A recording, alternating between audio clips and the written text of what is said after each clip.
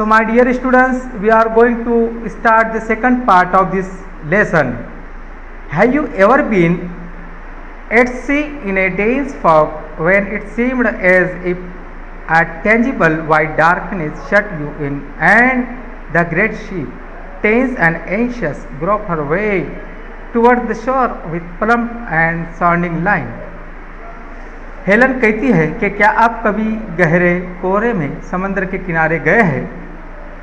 उस वक्त ऐसा मालूम होता है कि गोया किसी मुजस्सम सफ़ेद अंधेरे ने आपको अंदर कैद कर रखा है और तनाव और बेचैनी से भरा हुआ कोई बड़ा जहाज़ जो पानी की हमार सतह नापने का एक आला होता है और समंदर की गहराई नापने वाला आला, जिसको हम अंग्रेज़ी में साउंडिंग लाइन कहते हैं, इसके साथ वो समुद्र किनारे की तरफ अपना रास्ता तलाश कर रही है। यहाँ पर एक लफ्ज़ इस्तेमाल किया गया है डार्कनेस, जिसके मानी होते हैं घना सा अंधेरा और जिसकी ज़िद होती है light. And you waited with beating heart for something to happen, और तुम धड़कते हुए दिल के साथ कुछ ना कुछ वाक़ई होने का इंतज़ार कर रहे हो। I was like that ship before my education began, वो कहती है कि मेरी ज़िंदगी भी उस जहाज़ की तरह है जो जिसके पास पानी की सतह की हमवारियात और समंदर की गहराई नापने के आलात और साजो सामान नहीं थे और ना ही ये मालूम करने का कोई ज़रिया था। And I was without compass and sounding line and had no way of knowing how near the harbour was, और फिर वो ये कहती है कि मुझे पता नहीं था कि मेरी रूह की बे आवाज़ इल्तिजा थी कि रोशनी, मुझे रोशनी दो। लाइट गिव मी लाइट, रोशनी और मुझे रोशनी दो। Was the wordless cry of my soul, और यही बे आवाज़ इल्तिजा थी कि मुझे रोशनी और रोशनी दो, और उस वक्त मुझे वो मोहब्बत की रोशनी हासिल हो गई। And the light of love shone on me in that very hour, और फिर मोहब्बत की रोशनी मुझे हासिल हो गई। अगला paragraph, I felt approaching footsteps.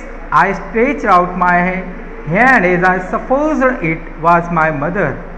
Someone took it and I was caught up and held close in the arms of her who had come to reveal all things to me and more than all things else to know me. फिर वो कहती है कि मुझे आते हुए कदमों का एहसास हुआ।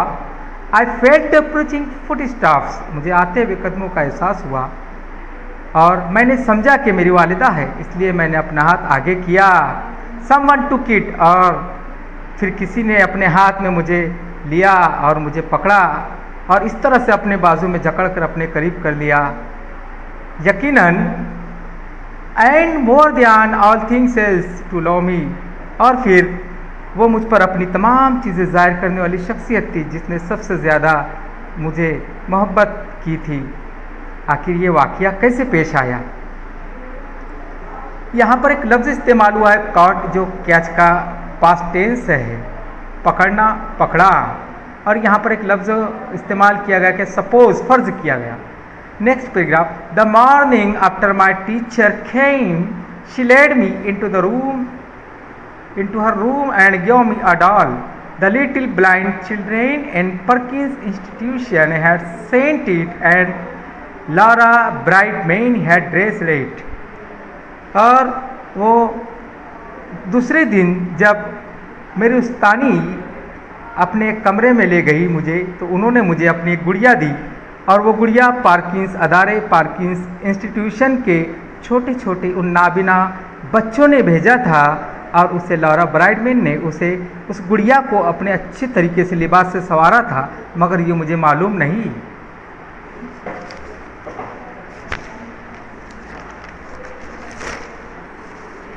एंड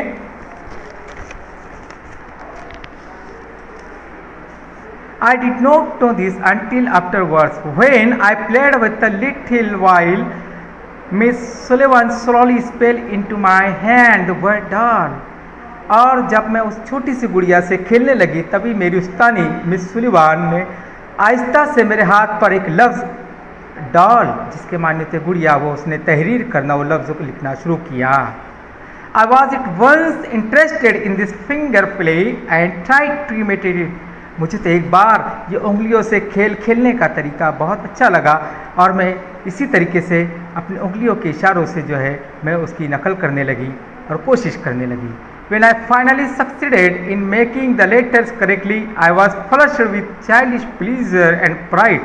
और जब आखिरकार मैंने जब उन हरूफ को सही तौर पर बनाने की कोशिश की तो मेरे When I finally succeeded in making the letters correctly, I was flushed with childish pleasure and pride.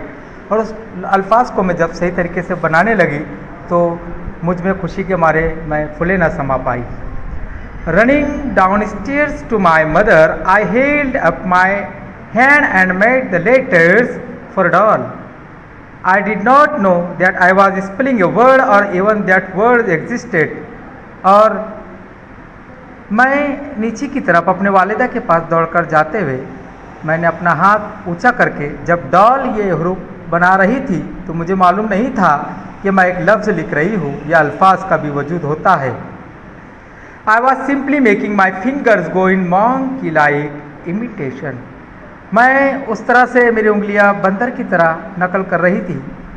फिर इस तरह से in the days that followed I learned to spell in this unconfiding way a great many words, among them pin, hat, cup, and a few words like sit, stand and walk.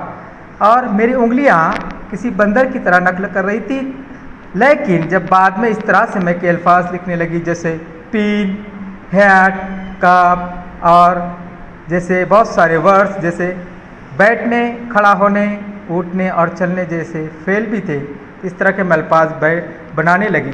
आपको मालूम हो कि seat इसके मानी बैठने होते हैं, इसकी जीत जो है स्टैंड लफ्ज़ आया हुआ है. But my teacher had been with me several weeks before I understood that everything has an end. लेकिन ये बात कि हर चीज़ का नाम होता है मेरी समझ में आने से पहले मेरी उस्तानी कई हफ्ते मेरे पास रही.